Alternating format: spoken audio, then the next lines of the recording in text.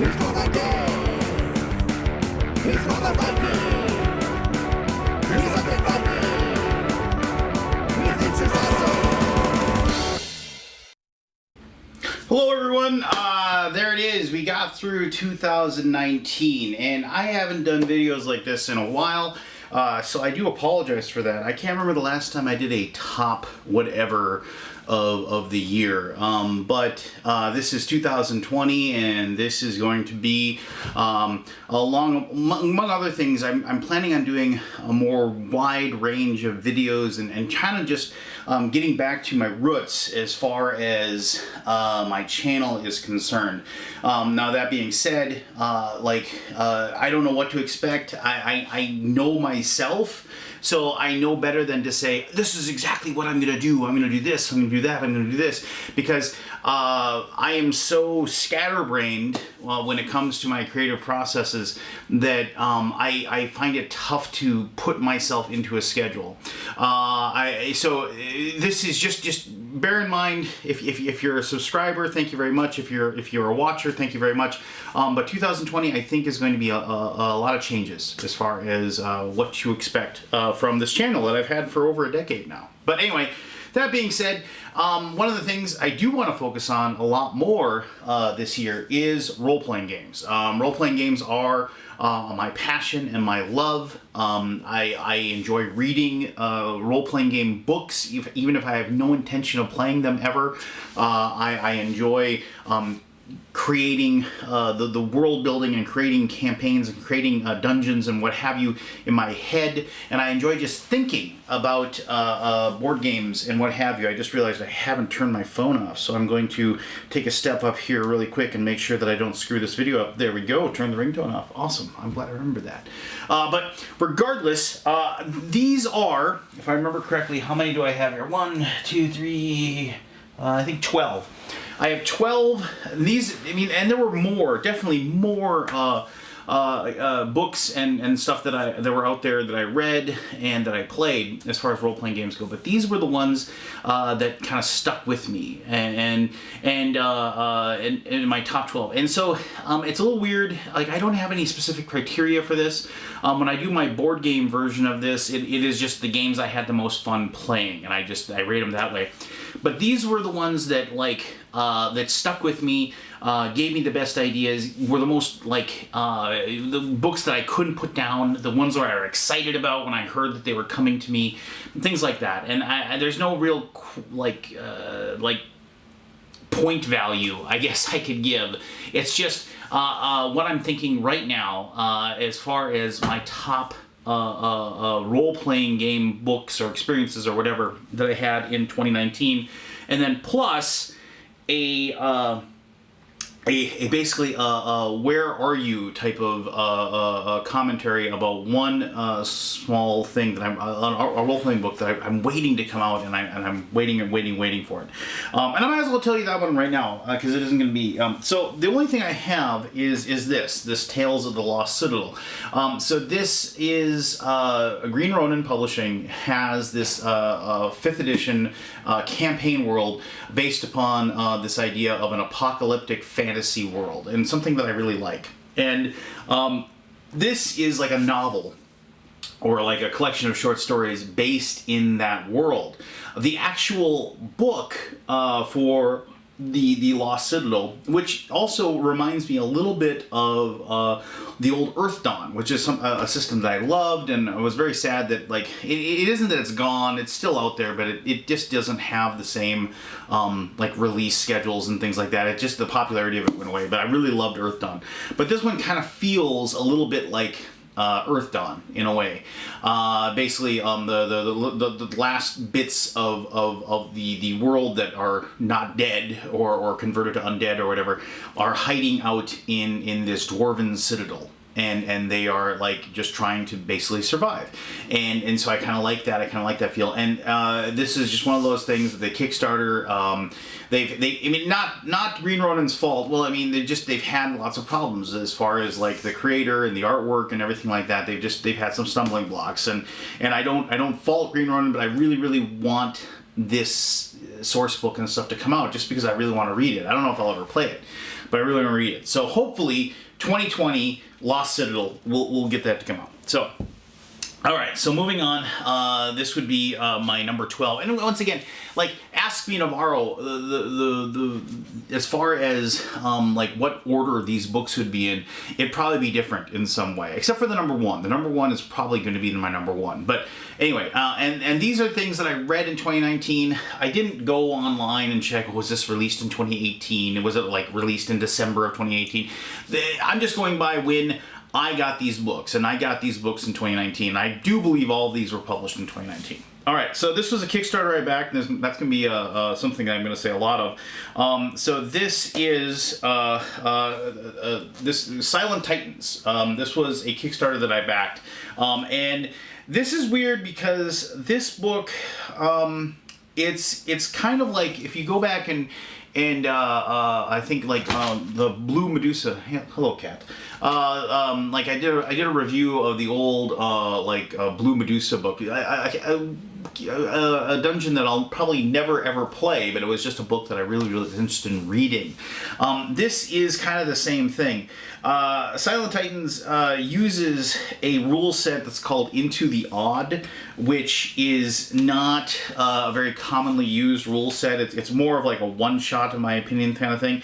And this is kind of a tough book to explain. I mean, I'm not gonna show lots of insides of books or pictures here. But this is the Silent Titans. This is more of a like, I would say you could play this in, like, if you were at a convention and you had like a 4-hour slot, you might play something in Silent Titans. This book is more for me. It has all these cool like tables and what have you for interesting things that you could use, and it basically inspired me for like, what could I do to like just make a incredibly crazy madcap type of situation, and not like madcap like ha ha ha, this is funny, and Alice in Wonderland and D&D, like we all I can't remember that adventure, but you know, more of like how I could really just twist my players' expectations and things like that, and make things really strange and twist it up. As far as like the creation of the book and the writing of the book and everything like that, it was incredibly well done. This could be an adventure all by itself. This could be like something that you could play in like 2 or 3 different sessions. But just for like how good it is at being like a crazed world and like outside of the ordinary and like kind of almost an illusionary nutball things, then I think it just stands alone just for being fun to read and like kind of giving me some ideas if I ever like have like the crazed illusionist and his alternate reality kind of thing that the players could get stuck in. And so that's Silent Titans, excellent stuff right here. All right, so coming up next, and this is a bit of a cheat because of the fact that I played a lot of this back when I was in the 1990s. Cult was a game that I really enjoyed, and then Modifius Entertainment just went ahead and created, basically updated the rules, and I think this is the 4th edition. Yeah, 4th edition of the Cult rules. And not only did they like take the Cult world and like update the rules and make the whole system more like just easier to grasp and play, and I've actually played this and which is something I played a lot of Cult in like 1991. I was just a player, and I always thought it'd be cool to run a game, but I never really had the capability of doing it. It wasn't like a drop-in type of rule set like D&D was, like that I was used to. So I was never able to like truly run a game. I always wanted to, but I've run games of Cult in 2019, and they were one-shots, but I had a lot of fun playing them and running them. And there is a in coordinates, there is a adventure called Black Madonna that is just well worth a read if you ever get a chance to. Absolutely stupendous. Okay, so coming up next, this is kind of a twofer here. So this is the Cthulhu Mythos from Sandy Peterson Games. This was for 5th edition. They had one for Pathfinder, but as you know, Pathfinder went to 2.0. I don't know anything about Pathfinder 2.0. I played a lot of Pathfinder back in the day. I really enjoyed it. The system, in my opinion, was broke once you got to like around the 6th, 7th, 8th level. Like the players could just, the characters and could be created to be like powerhouses, and it just wasn't much fun for me. But I did play a lot of Pathfinder. And so Pathfinder 2.0, I don't know anything about it. I haven't really been interested in going into it. I play old school versions of D&D now, so I'm kind of, that is just isn't my gig. So this is for 5e. One of the cool things about 5th edition D&D, I don't play 5th edition D&D, but you can take 5th edition D&D splat books and things like that, and they're really, really easily convertible to 1st edition rules. So I do like that part of 5e.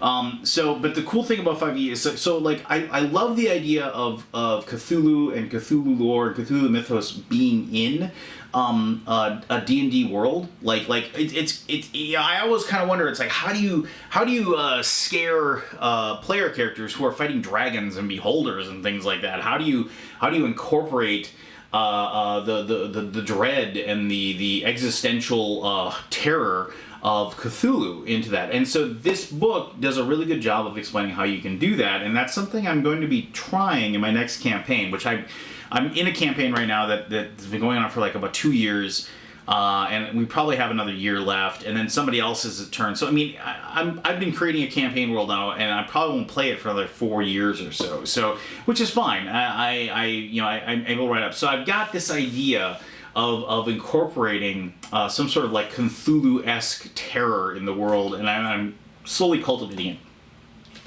One of the cool things is that in comparison to this, they also are doing like the Ghoul Island. They're going to do a 4-part adventure series that incorporates the 5th edition rules for Cthulhu into an adventure that players can. And this is a fantastic read. I don't know if I'll ever play it. I'm definitely going to pick up 2, 3, and 4 of this series. I doubt I'll ever play them, but really, really good reads and whatsoever. So if you want to like include the Cthulhu world into your D&D game, definitely something you can do. All right, so next up is this is just basically an OSR system that I think this has been out before. I only managed to pick it up now, and this is Best Left Buried, and then like there's just the reason I like this is because I've been going to a lot of like mini conventions, and I've also been doing some one night only sessions of role playing games at my local game stores, and the Best Left Buried system is really, really good at helping people who haven't played a D&D game or RPG and they want to get into it.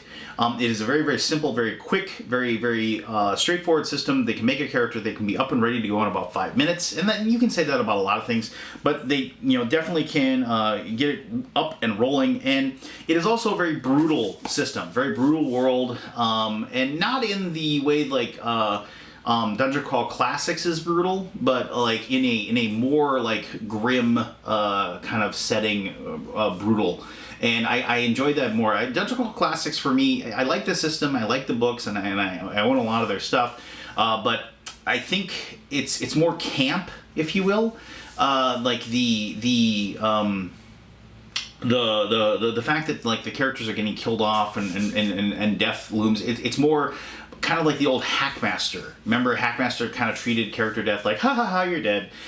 This is more like, oh my gosh, you got disemboweled and you died trying to put your guts back into your body, kind of a dread and death. And it's way more a grim and storyline narrative peril.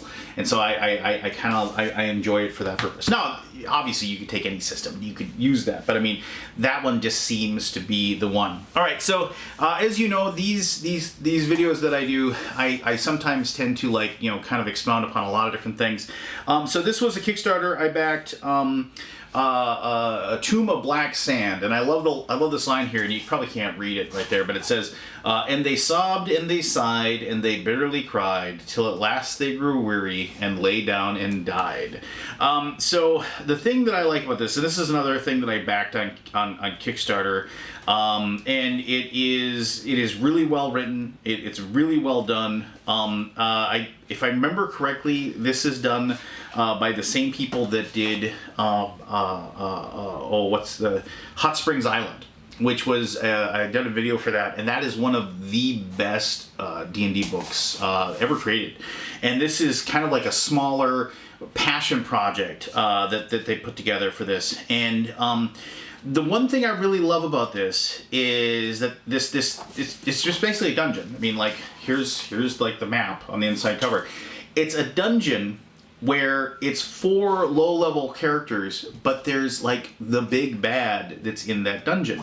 Meaning that there's like a lich. There's like a lich in this Tomb of Black Sand, and if the players go looking for trouble, they're going to get killed by this. But for the most part, the lich, like, and I always hate the idea of like these omnipresent undead, like, oh, I must destroy these adventurers that entered my, you know, they live forever. There's no reason for them to go looking for trouble. If some stupid adventurers want to come and run around in the upper levels of their tomb, so be it. Go ahead, knock yourself out. You really can't bother me. I've got, you know, eternity to work on these projects or of whatever that I have. I don't want to draw attention to myself. So I remember I was in a campaign once, and there was this, my buddy Andy ran it, and there was this vampire's tower, and everybody knew this was this vampire's tower, and so and it was one of those things that at first level there was this tower that everybody could see from the tower, and it's way off in the distance, but it's on this like craggy spike or whatever. And they would just say that's the vampire's tower, and it was one of those things where it's like, you don't go there because you'll die. Yeah, but for whatever reason, we eventually had to go there for some reason, but it was just to like muck around in like the bottom level of the tower. And I remember it was mostly just traps, right? And so like we never, and so for the longest time we went there, we had to get some sort of information from there, and we found it and we got out. Most of us, I mean, maybe we had 1 or 2 combats, but the most part, it was just heavily trapped with like energy drain traps and things like that were really debilitating. I remember because I was the fighter in the group, and this was, I think, Pathfinder. So I had a high fortitude save, so I had to open every door because the doors had energy drain traps on them. And so I remember, like, I got out of there, I was like 6th level, and I got out of there and I had 5 negative levels, you know, at the very end. So that kind of sucked. But I mean, but I love that idea of there's this horrible evil thing that's out there that you can go and ask it to kill you, basically. But it's not, we didn't go back there until many sessions later, many, like a year later, we finally went back there and went and hunted down the vampire and killed him. But I love that idea, and that's kind of was represented by this, and I really dug this dungeon. I can see myself inserting this dungeon into campaigns that I'll run in the future. It's fantastically done. All right. So I mentioned Old School Revival. I doubt I'll ever play Old School Essentials. This was another from Necrotic Gnome. This was another Kickstarter that I backed. This is one of the best made books for old school rules and how old school rules worked. And also it presents them in a way that the old school rules were cumbersome. Very cumbersome in lots of different ways. And like, if anybody who owns the first edition AD&D manuals or whatever like that, I think my cat wants to get out, so I'm gonna let her out here. There you go. You can leave if you want. Sorry about that. So like you have but this kind of strips away a lot of the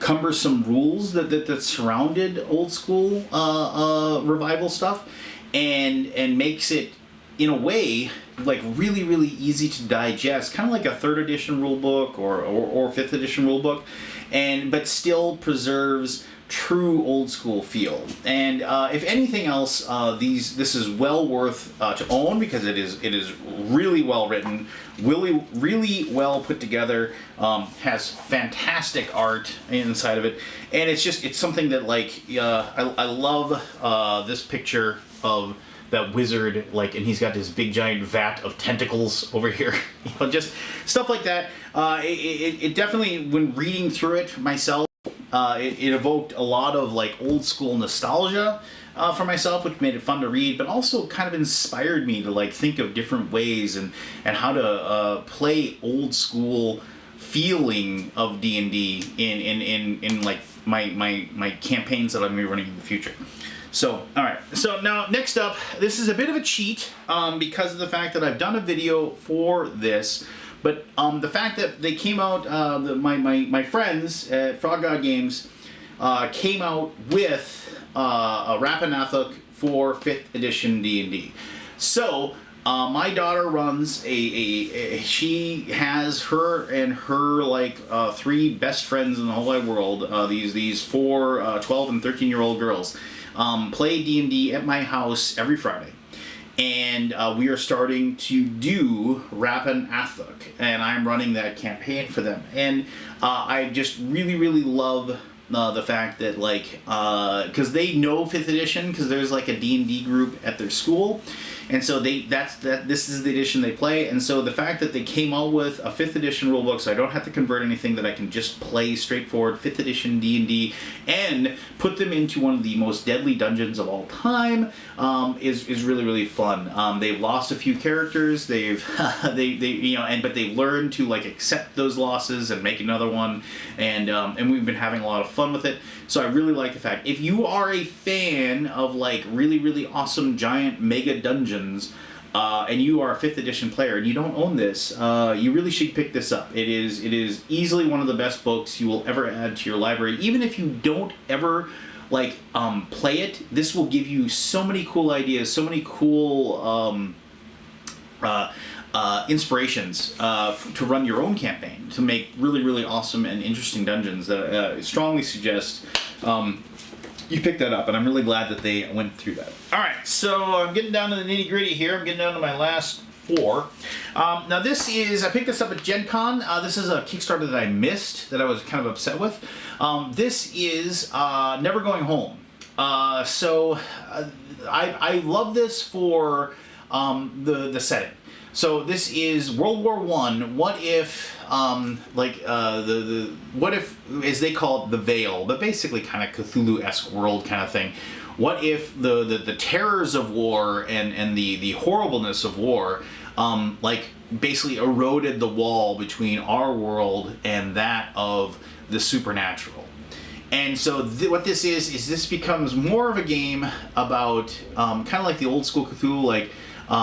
You're probably not going to live. Your character's probably not going to live, but you still valiantly try to battle the unknown. It is a really good system. It's a fantastic world that they've created. And the one thing I like about it is like basically your characters can level up and they can progress, but they're probably going to die. Like a few bad dice rolls and they're going to die. But the thing is that you are a unit inside in the Great War. So. Oh, my character died. Okay, you can make another character in like a matter of seconds because of the fact that like, okay, so Private Danforth was ripped apart by those undead over there. Okay, Corporal Hastings, that's your new character, and you can make Corporal Hastings and you're right back into it and playing. This is more about the setting and the world than it is about the characters, and so like it's about those cinematic moments, and well worth a read as well. and just really, really awesome. All right, so I was kind of surprised by this one because I didn't expect that a mass market book would make it into my my top books of the year, but Ghosts of Saltmarsh definitely did. Basically because U1, 2, and 3, the old Secrets of Saltmarsh books, are one of my original most favorite worlds or most favorite progression of modules that I ever played and owned. I read and reread those countless times. And the fact that they basically took those and they took a lot of the like other material and created like an adventure path set in that Saltmarsh world made me super excited and super happy. And this was also something that I ran my my daughter's group through, and we had a lot of fun, doing, going to the haunted house and then going into the Lizardmen and recruiting them to help you, and then finally, battling the Sahuagin or whatever, however you want to pronounce that, Suagin, so many different things I've heard, the shark people basically, and they did a lot of fan service as far as like an homage, and like they appreciated the source material very much. They didn't bury it, and plus there's all these other cool side missions and things that they placed in this as well, that made it into took those 3 modules, added a bunch more material, and really made a fantastic system that could probably take characters from like 1st to 10th level. And really well made, really well done, and I really enjoyed this one a great deal. I thought it was just it was just fantastic, and I was super excited to run that one again. All right, so down to my last 2. So this was another Kickstarter, but you can get it off of DriveThruRPG. This is Highfell. Greg Gillespie came out with one of the best mega dungeons ever, called Barrow Maze. That was like 3 or 4 years ago. That remains one of my top 10 RPGs. Like, if you ever want to run a giant dungeon and just have your players have an excuse to go into this giant dungeon over and over again, fantastic. He followed it up with, I can't remember the name of it right now, and the reason I can't remember the name of it right now is probably indicative of the fact that I was not as impressed by it. And this is technically for Labyrinth Lord, which is a free old school system, but you can definitely convert it over to any old school system, and you can convert it to 5e pretty easily. I'm wondering, he probably doesn't have it listed in here anywhere as far as the second one. The second thing that he did was good. It had some cool things, but it wasn't as good as Barrow Maze. And Highfell is kind of a return to form, in my opinion, for Greg Gillespie. This is basically, what if you had a world that basically what if there was basically this giant floating island that was going over and people knew of it. They knew of things that must have lived up there, but nobody could see it. It was way up high in the sky, and for whatever reason now it's parked over where the player characters are. And at first level, the big trouble is, how do you get up there, right? And then so there's things where they can they can get these potions of levitation and potions of feather fall, so they can get down and things like that. And then after a while, they'll be able to get trained griffins that will fly them and things like that. But it is extremely well done. I don't know if I'll ever be able to run this, just because of the fact that it's just huge, and I'm not a person that will just run a campaign right out of a book. I don't really enjoy that. Rapanathuk is and that the Saltmarsh. Maybe I take my daughter's friends and my daughter and her friends through this, possibly. But for my gaming group, no. But as far as giving me ideas and just being fun to read, big giant kudos to Greg Gillespie for basically, like I said, he took a step back with his.